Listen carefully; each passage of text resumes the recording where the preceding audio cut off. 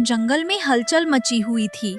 खबर फैली कि ढोलकपुर जाने का मौका मिलने वाला है। मंटू चूहा अपने कानों पर यकीन नहीं कर पा रहा था। क्या ढोलकपुर जाना है? मैंने सही सुना या मेरे कानों ने सपना दिखा दिया? भाई पप्पू, मुझे विश्वास नहीं हो रहा कि हम सब सच में ढोलकपुर जा रहे हैं। जरा फिर से बोलो ना, तुम यही बोले थे ना? मंटू भाई, सही सुना तुमने। राजा शेर सिंह ने वादा किया है कि जंगल के जानवरों को ढोलकपुर भेजेंगे, लेकिन एक शर्त है। शर्त? कैसी शर्त? राजा ने कहा है कि जिसे जाना है उसे पहले अपनी बहादुरी का सबूत देना होगा। हाय राम, मैं तो सोच रहा था ढोलकपुर जाकर मौज मस्ती करूंगा, पर अब तो सपना सपना ही रह गया। मैं कहां से बहादुरी दिखाऊंगा? अरे मंटू भाई, बहादुरी का मतलब सिर्फ ताकत नहीं होता, दिमाग भी बहादुरी है। और ये सबको कल सुबह सभा में बताया जाएगा। जो भी जाना चाहता है उसे राजा के सलाहकार गोलू भेड़िया के पास जाकर नाम लिखवाना होगा। मैंने तो लिखवा दिया है। अगर तुमको जाना है तो चलो, तुम भी लिखवा दो। क्यों नहीं? दिमाग की बात हो तो मुझे कौन हरा सकता है? चलो अभी चलते हैं, तुम मेरे नाम भी लिखवा देना। इतना बोलकर मंटू चूहा और पप्पू घोड़ा दोनों गोलू भेड़िया से मिलने चल दिए और थोड़ी देर में भेड़िया के पास पहुंच गए। हाँ भाई, किसका नाम लिखना है? जल्दी बोलो, मेरे पास ज्यादा वक्त नहीं है। मेरा नाम लिख दो, मैं मंटू चूहा हूं और इसके साथ पप्पू घोड़ा भी जाएगा। अरे वाह, चूहा भी बहादुरी दिखाने चला है। तू क्या करेगा? बिल में छुपकर शेर को हराएगा? गोलू भाई, इस छोटे को कम मत समझो। दिमाग में ये किसी से कम नहीं है। ताकत चाहे न हो, लेकिन अकल के बल पर बड़े बड़े काम कर सकता।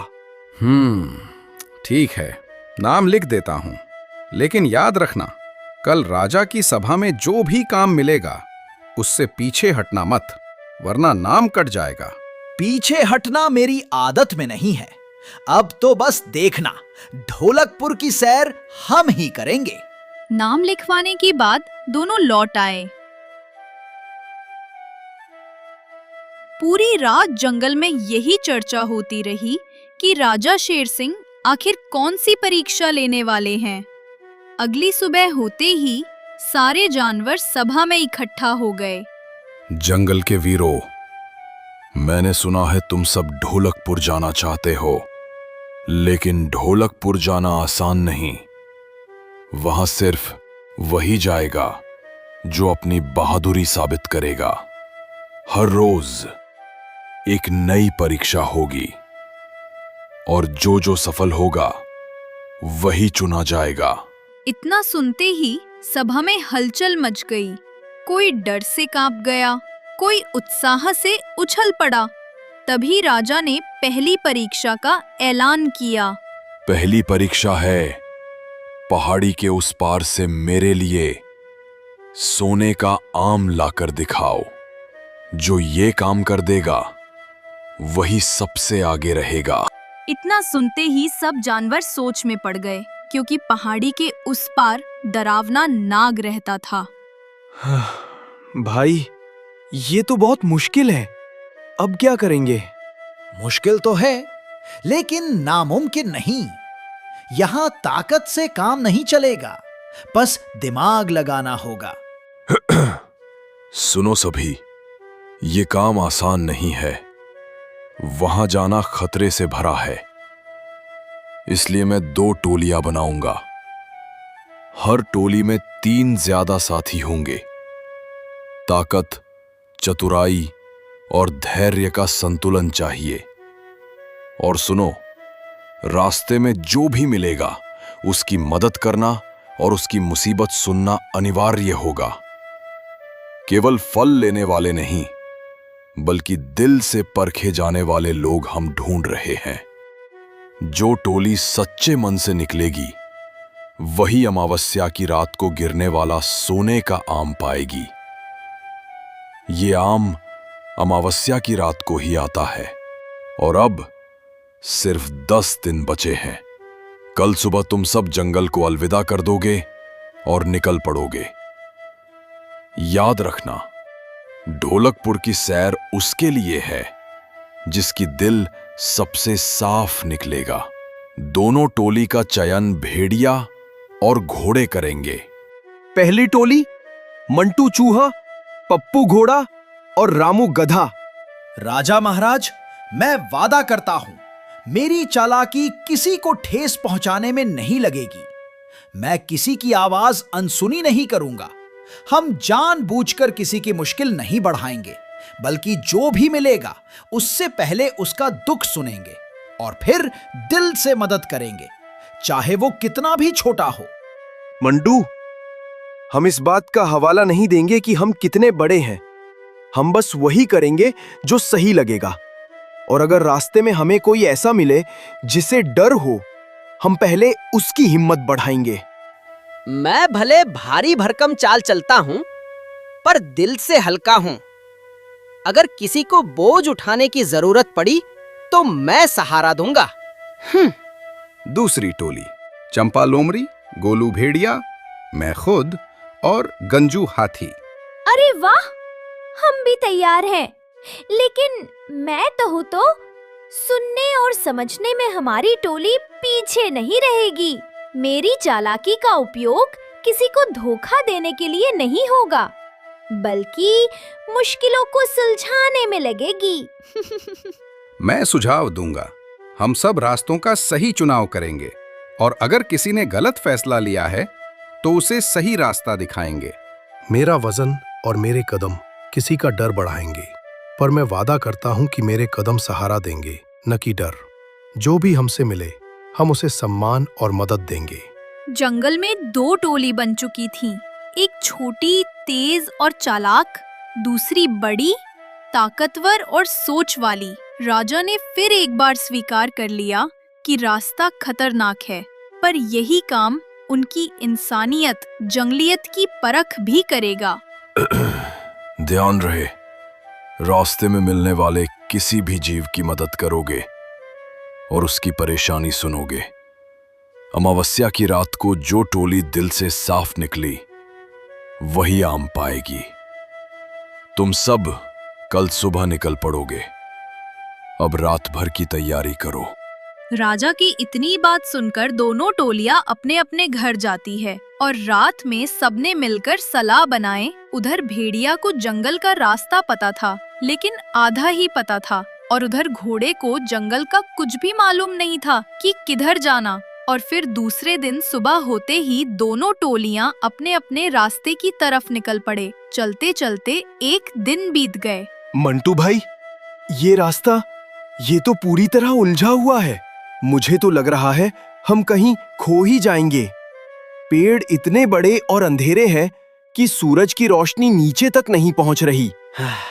हाँ मंटू, सच में कभी कभी मुझे लगता है कि हम इस जंगल से बाहर ही नहीं निकल पाएंगे। इतना अंधेरा, ऐसा लग रहा है जैसे मौत अपने पैर फैला रही हो। भाइयों, डरने की कोई बात नहीं। ये लंबा और कठिन रास्ता ही हमारी असली परीक्षा है। याद रखना, असली बहादुरी सिर्फ ताकत से नहीं आती। असली बहादुरी होती है धैर्य और दिल से मदद करने की। जो भी मुश्किल आए, हम उसका सामना करेंगे, और जो भी जानवर मदद के लिए पुकारेगा, हम उसकी मदद करेंगे। तुम्हारा जोश देखकर लगता है कि सही में कोई हमें रोक नहीं सकता। चलो मंटू, आगे बढ़ते हैं। हाँ, डर के आगे बढ़ना ही असली बहादुरी है। उधर गोलू भेड़िया अपनी टोली चंपा लोमड़ी और गंजू हाथी के साथ छोटा रास्ता पकड़कर आगे बढ़ते बढ़ते रुक गया। वाह, ये रास्ता तो सच में आसान है।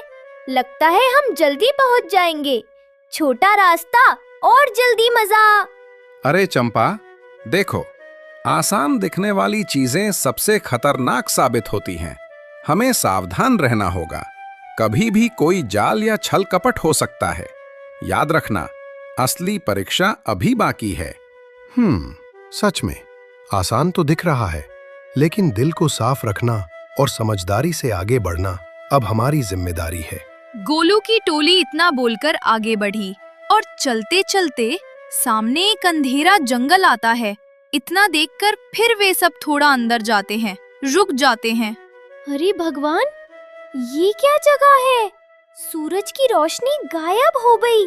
चारों तरफ सिर्फ अंधेरा है, जैसे यहाँ मौत ही घूम रही हो।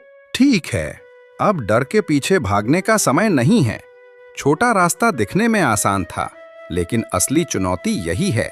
अब हमें मिलकर आगे बढ़ना होगा। समझदार बनो और एक दूसरे का साथ मत छोड़ो। हमें ताकत का इस्तेमाल करना पड़ेगा, लेकिन सोच समझकर। कोई फंसे या जाल में पड़े, ऐसा नहीं होना चाहिए। चलते चलते गोलू भेड़िया की टोली आखिरकार अंधेरा जंगल पार कर लेती है। जंगल पार करते हुए भेड़िया की टोली को हाथी का बच्चा मिला। बच्चा अकेला रो रहा था। देखो भाई, ये बच्चा अकेला है, हमें इसकी मदद करनी चाहिए। हाँ, इसकी माँ कहाँ होगी? हमें इसे ढूंढकर माँ के पास पहुँचाना चाहिए। अगर माँ नहीं मिली तो हम इसे अपने साथ रखेंगे। अब ये हमारे परिवार का हिस्सा है, हम सब मिलकर इसका ख्याल रखेंगे। और इस तरह भेड़िया वाली टोली अब 4 हो गई। भेड़िया, चंपा, गंजू और हाथी का बच्चा उधर दूसरी टोली। मंटू चूहा, पप्पू घोड़ा और रामू गधा, उन्हें बकरी का बच्चा मिला। बच्चा डर के मारे कांप रहा था। भाइयों, इसे उसकी माँ के पास पहुंचाना ही हमारी जिम्मेदारी है। हम इसे अकेला नहीं छोड़ सकते। तीनों ने मिलकर बच्चे की माँ ढूंढा और जब उसकी माँ मिली तब बच्चे का उसे दे दिया। माँ ने बच्चे को पाकर खुशी से कहा, धन्यवाद, तुम लोगों ने मेरे बच्चे की मदद की। अब मैं तुम्हें आगे जाने का रास्ता बताऊंगी, क्योंकि तुम सब जहाँ जा रहे हो मुझे पता है। इस तरह बकरी ने उन सबको सही रास्ता बताया और फिर वे बस एक जंगल बचा है, उसके बाद हम सब पहुंच ही जाएंगे। जल्दी चलो, बस रात ही होने वाली है। घोड़े की इतनी बात सुनकर घोड़े की टोली तुरंत चल देती है और चलते चलते जंगल पार कर देती है। जंगल पार करते ही रात हो जाती है और फिर आखिरकार उन्हें एक आम दिखाई देता है जो पेड़ से जमीन पर गिरा होता है। इतना देख सब बहुत खुश होते हैं और फिर आम को लेकर वे सब लौट आते हैं। लेकिन भेड़िया की टोली थोड़ा लेट होने के कारण आम नहीं पाती और वे भी अपने जंगल लौट जाते हैं। 2 टोलियों में से घोड़े की टोली विजय हुई है, इसलिए इन्हें ढोलकपुर जाने का सौभाग्य प्राप्त हुआ और ये ढोलकपुर जा सकते हैं।